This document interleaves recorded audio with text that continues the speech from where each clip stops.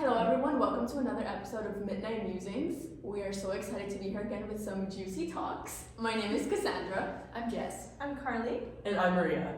To give a quick recap of last episode, we talked about nudity and how that relates to feminism, specifically in female celebrities posting on social media, often nude, or with these nude innuendos. And so we talked about how that sort of relates to individual agency in their ability to show their body in ways that reject the traditional notions of modesty for women. This is referred to as the cult of modesty. And so we really delved into how nudity sort of relates with these traditional notions and allows women to express their body and express their agency. And so with that, the question that I wanted to lead off with is, for you guys, what really do you think of your body as? I would say one word, sacred. I was just going to say, what a question. And wow, you know the synopsis of last video. My body to me is everything, I think, in one word, if we're going to say it that way. But I will give a few more words because I don't like to just give one word, so you're going to like to talk, so you're going to hear me talk. But basically, I think the reason my body to me is everything is because in my culture, I'm María, Indigenous people of New Zealand, for those of you who don't know, and in my culture, the body is wairoa tapu, so the body is both spiritual and sacred.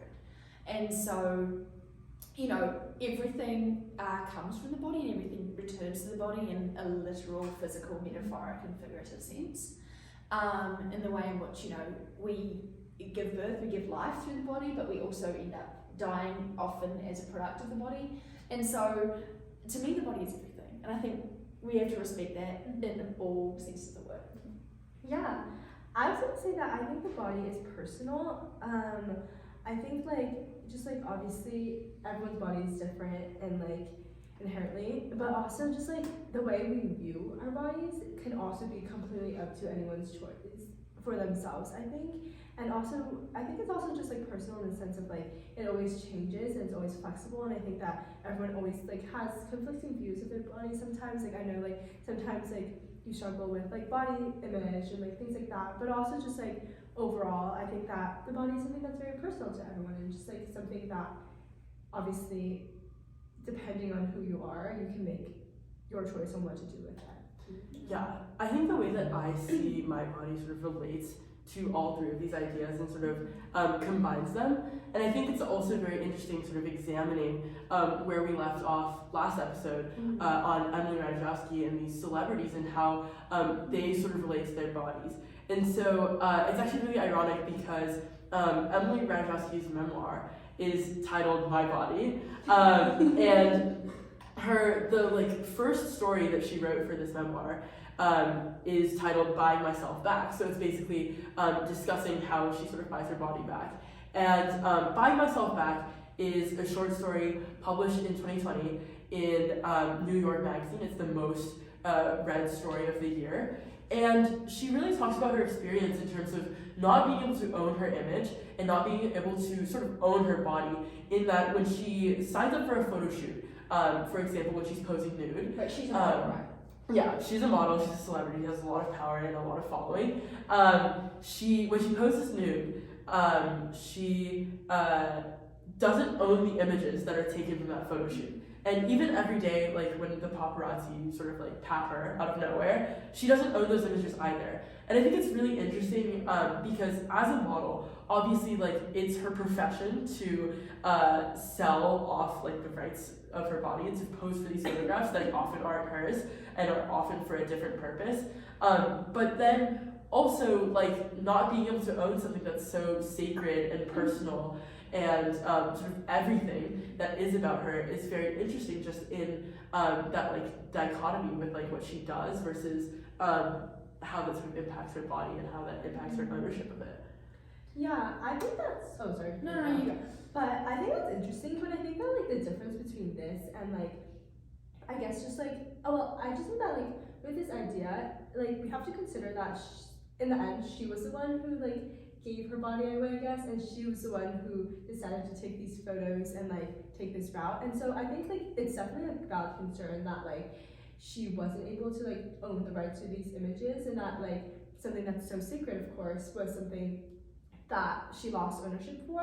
But at the same time, I think like the idea that like the body is like personal and like whatever you choose to do with it also extends to like whatever you choose to do with it, you also have to kind of live with like the consequences for it.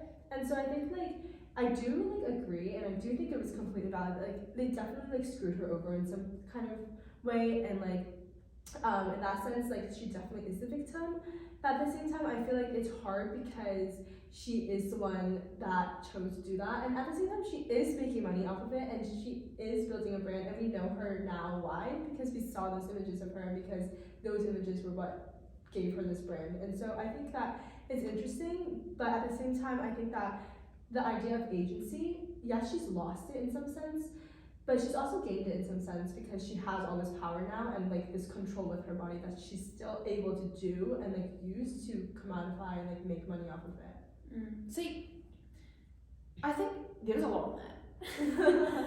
But part of it is just crazy to me. And I think if we return to this kind of fundamental idea of commodifying, well, not even commodifying yourself, but selling yourself as a model or as whatever in your profession, you know, in whatever you do, to photographers who are taking these images and putting them out there, right? So you have that going on, and then you write a book and you title it My Body, and the headline story in My Body is buying your body back.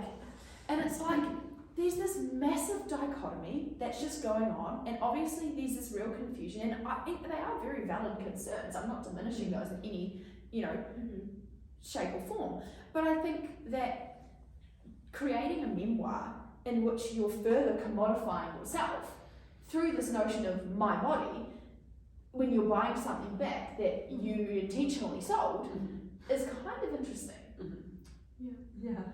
I mean, I don't know. I think about it in the context of you're a model, right? You're, of course, going to be exposed to social media and the public and the views of everyone, influencers, right? But a model, in a sense, like in every profession, you have a trade-off and everything, right? But let's say you want to be a doctor. What's your trade-off there? Well, years of studying, time, you know, a lot of things. But in a model, what's your trade-off? Giving up your image. Right. So I feel like in a sense it is a bigger trade-off, because what is image? Your body, who you are, how people perceive you. So that is definitely a bigger loss. So that just brings up a question of social media, like implicitly just puts you in that position, you know, and I feel like you can touch more on like what social media means in the context of like the celebrities. Yeah, I think something that Rajowski often struggles with is the idea of not only like not owning your image, but not really being able to control sort of how people react to it and how people view herself as, right? And in that sense, it's like this like male like sexualization, objectification of her, people viewing her as nothing more than just a one-dimensional model who just sits and poses for photographs. And I think that like oftentimes she does indeed use social media and this idea of being able to publish her own images and own like her own posts on her Instagram account, for example, as a way of rejecting this like male ownership of her image, and also the like male objectification of her image. On social media, she's able to post things like pictures of her dog or pictures of other people who are important to her, or pictures of her house, and in ways that sort of build a multi-dimensional representation of what Rajowski is beyond just what she's posing for in these like print photographs, in these advertisements, on these runway shows. And I think it's a really interesting relationship because it also speaks to sort of how social media plays into agency, as we touched on last episode, but builds it in further ways in terms of being sort of a foil to this like industry of modeling that oftentimes not only strips her of her own image and of her own body, but also strips her of an ability to control how people objectify her and how people sexualize her in ways like that.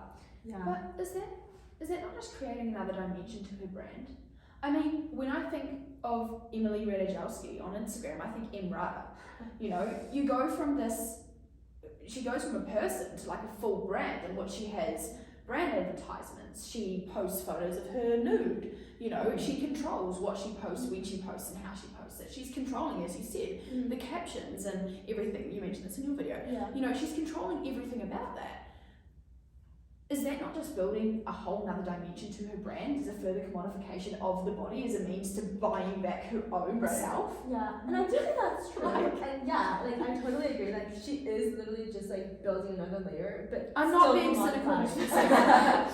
But still like commodifying of that. But at the same time, I feel like at the end of the day, like through social media, she is able to gain agency over her body. Like she is able to control what she wants the intention of the post to, even if it doesn't come across that way. Like for example, when she posts nude with Kim Kardashian, she like labels it as like liberation, and like even if you don't agree with that, she's able to tell you that that's what she intends the post to be for, and like the way she like has control over the captions and like the angle, the photo, the post, when she posts, even like it's just like a way of gaining agency over her body. And so I think that even though there are trade-offs, and like even though in a way she is being hypocritical and she is kind of just commodifying off of it, I think that there are like other like things that we need to consider in that she is able to gain agency in that way, and like her body is still able to be her choice, and like how like she's still able to do with it what she wants. Yeah. I think something that we do like have to consider with social media though is that it's not only like your ability to sort of post as yourself and build your own brand, but also the immense platform that these celebrities like Emily Ratajkowski have, the millions of followers that are viewing her posts, and the impact that that sort of has on them.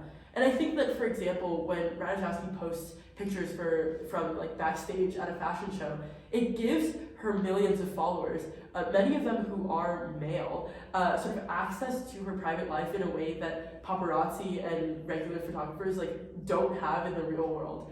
And so I wonder if it does like invite them to sort of have more access of Ratajkowski and to continue soliciting viewing her image, and to continue this pattern of sexualizing her and having access, right, like to this like voyeuristic view of her like private life, or if it does stand in opposition to that in giving her agency to like reject all of that. It seems to me that oftentimes she isn't able to, because I think that her social media is, just like you had mentioned, like hand in hand with her brand, like outside of Instagram, outside of like the internet. And I think that really she is nothing without the like commodification that she has like throughout her modeling career been through.